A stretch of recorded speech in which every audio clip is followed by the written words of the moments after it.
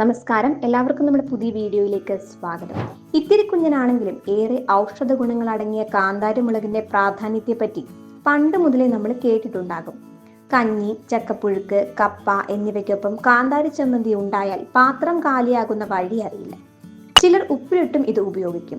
ഒട്ടുമിക്ക വീടുകളിലും കാന്താരി മുളക് ചെടി ഉണ്ടായിരുന്നിടത്ത് ഇപ്പോൾ നാമമാത്രമാണ് കാണാൻ സാധിക്കുന്നത്. അതിനാൽ കാന്താരി മുളകിന്റെ ഡിമാൻഡ് ഉയർന്നു നിൽക്കുകയാണ്. വില കുത്തനെ കൂടുകയും ചെയ്തിട്ടുണ്ട്. ഇപ്പോൾ കാന്താരി മുളകിന്റെ കൃഷിയിലേക്ക് വരികയാണെങ്കിൽ മികച്ച ലാഭം സ്വന്തമാക്കാം. ഇക്കാലത്ത് കാന്താരി മുളക് കൃഷി ചെയ്യുന്നത് കുറവായതിനാൽ വിപണിയിലെ ഡിമാൻഡും വളരെ കൂടുതൽ തന്നെയാണ്.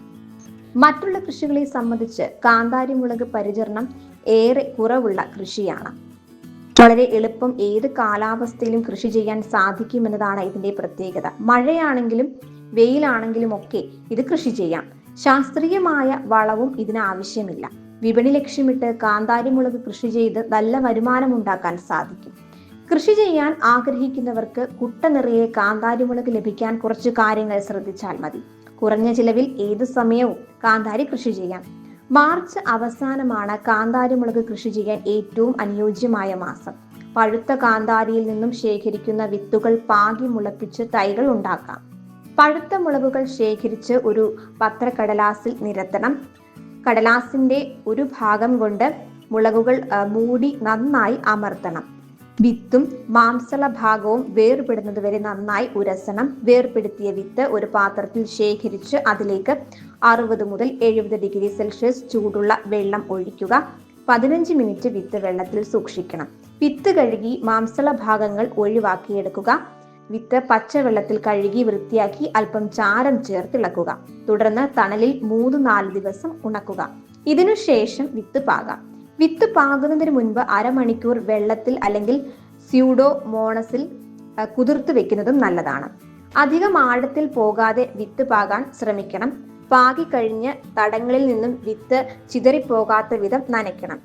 വിത്ത് മുളയ്ക്കാൻ തുടർച്ചയായി നനയ്ക്കേണ്ടി വരും. 5-6 ദിവസത്തിനുള്ളിൽ വിത്ത് മുളച്ചു തുടങ്ങും. തൈകൾ 4 പരുവത്തിൽ വളർച്ചയെത്തുമ്പോൾ പറിച്ചു നടാം. വിത്തുകൾ കിളിർത്തു വരുമ്പോൾ തന്നെ തൈകൾ അനുയോജ്യമായ മറ്റൊരു സ്ഥലത്തേക്കോ പ്രത്യേക ബാഗുകളിലേക്കോ പറിച്ചു നടാം. 20 മുതൽ 30 ഡിഗ്രി വരെ താപനിലയുള്ള കാലാവസ്ഥയിൽ കാന്താരി നന്നായി വളരും. നല്ല വളക്കൂറും ആഴവും ഇളക്കവുമുള്ള പശ്ചിമരാശി മണ്ണാണ് കാന്താരി കൃഷിക്ക് ഏറ്റവും അനുയോജ്യം. മെയ് മുതൽ ഡിസംബർ വരെയുള്ള മാസങ്ങളാണ് കൃഷിക്ക് ഏറ്റവും നല്ലത്. കൃഷിസ്ഥലം കളകൾ നീക്കി കട്ടയുടച്ച് നിരപ്പാക്കണം. ജൈവവളം ചേർത്ത് ഒന്നുകൂടി ഉഴുത് നിലം ഒരുക്കണം. ഏകദേശം 75 സെന്റിമീറ്റർ അകലത്തിലെടുക്കുന്ന ചാലുകളിൽ 75 സെന്റിമീറ്റർ ഇടവിട്ട് തൈകൾ നടാം. വേണമെങ്കിൽ അടിവളമായി ചാണകപ്പൊടിയോ കമ്പോസ്റ്റോ ഉപയോഗിക്കുന്നത് നല്ലതാണ്. നട്ട് 1 മാസം കഴിയുമ്പോൾ ചാണകം കുഴമ്പാക്കി ഒഴിച്ചു കൊടുക്കാം. മണ്ടരി, മുഞ്ഞ തുടങ്ങിയവയുടെ ആക്രമണത്തെ ഒരു പരിധിവരെ ചെറുക്കും. കീടനിയന്ത്രണത്തിന് കഴിവതും ജൈവിക കീടനാശിനികൾ ഉപയോഗിക്കണം. ഒരേ ഞെട്ടിൽ തന്നെ പച്ചക്കാന്താരിയും പഴുത്ത കാന്താരിയും കാണുമെന്നതിനാൽ വിളവെടുപ്പ് ശ്രദ്ധയോടെ വേണം. 2 ആഴ്ചത്തെ ഇടവേളകളിൽ തുടർച്ചയായി വിളവെടുക്കാം. കുറഞ്ഞത് 5 വർഷമെങ്കിലും നന്നായി വിളവ് കിട്ടുന്ന കൃഷിയാണ് കാന്താരി മുളക് കൃഷി. പാകമെത്തിയ ശേഷം ശാസ്ത്രീയമായി സംസ്കരിച്ച് ഉണക്കിയെടുത്ത കാന്താരിക്ക് കൂടുതൽ വില കിട്ടും. വിവിധ തരം കാന്താരി മുളക് വിപണിയിൽ ഉണ്ടെങ്കിലും പച്ച നിറത്തിലുള്ള കാന്താരിക്കാണ് കൂടുതൽ ഡിമാൻഡ്. വെള്ള കാന്താരിക്ക് വിപണിയിൽ പ്രിയം കുറവാണ്. ഔഷധങ്ങളെ കുറിച്ചുള്ള പ്രചാരണം കാരണം വിദേശത്തും കാന്താരിക്ക് നല്ല ഡിമാൻഡാണ്. കീടങ്ങളെ അകറ്റുമെന്നതിനാൽ കാന്താരി ലായനിക്ക് ജൈവ കൃഷിയിലും പ്രാധാന്യമുണ്ട്. കാന്താരി മുളകിന്റെ ചെടികൾ ഏകദേശം 2 മീറ്ററോളം ഉയരത്തിലാണ് വളരുക. ധാരാളം ശാഖോപശാഖകൾ ഉണ്ടായിരിക്കും. നേരിട്ട് സൂര്യപ്രകാശം പതിക്കാത്ത സ്ഥലങ്ങളിലും വളരുമെന്നതിനാൽ കാന്താരി തെങ്ങിൻ തോപ്പുകളിലും മറ്റും ഇടവിളയായും കൃഷി ചെയ്യാം. തനിവിളയായും ഇടവിളയായും കാന്താരി കൃഷി ചെയ്യാം. നാടൻ ഇനങ്ങൾക്കാണ് വിപണിയിൽ പ്രിയം. വീട്ടുവളപ്പുകളിലും മട്ടുപ്പാവിലും അടുക്കളത്തോട്ടത്തിലും കാന്താരി കൃഷി ചെയ്താൽ അധിക വരുമാനം നേടിത്തരുന്നതിനൊപ്പം അത് കുടുംബാംഗങ്ങളുടെ ആരോഗ്യത്തെയും സംരക്ഷിക്കും. ഉപ്പിലിട്ടും അച്ചാറായും ഉണക്കിപ്പൊടിച്ചും കാന്താരി വളരെ കാലം സൂക്ഷിക്കാം. ശാസ്ത്രീയമായി സംസ്കരിച്ച് ഉണക്കി സൂക്ഷിച്ചാൽ വിപണിയിൽ ആവശ്യക്കാരേറെയുള്ള സമയത്ത് വിറ്റ് ലാഭമുണ്ടാക്കാം. ചീത്ത കൊളസ്ട്രോൾ ആയ LDL-ഉം ട്രൈഗ്ലിസറൈഡും HDL-ൽ വ്യത്യാസം വരുത്താതെ കാന്താരി കുറയ്ക്കുന്നു. പൊണ്ണത്തടി കുറയ്ക്കാനും ഹൃദയ സംബന്ധമായ അസുഖങ്ങൾ തടയാനും മിതമായ തോതിൽ കാന്താരി മുളക് ഉപയോഗിക്കാം. കൊളസ്ട്രോളിന് മാത്രമല്ല, പ്രമേഹത്തിനും കാന്താരി നല്ലൊരു മരുന്ന് തന്നെയാണ്. ഇൻസുലിൻ ഉൽപാദനത്തിന് കാന്താരി സഹായിക്കുന്നു.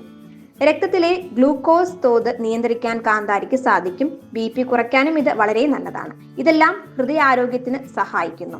ഹൃദയ സംബന്ധമായ അസുഖങ്ങൾക്കുള്ള നല്ലൊരു പരിഹാരമാണ് ഇത്.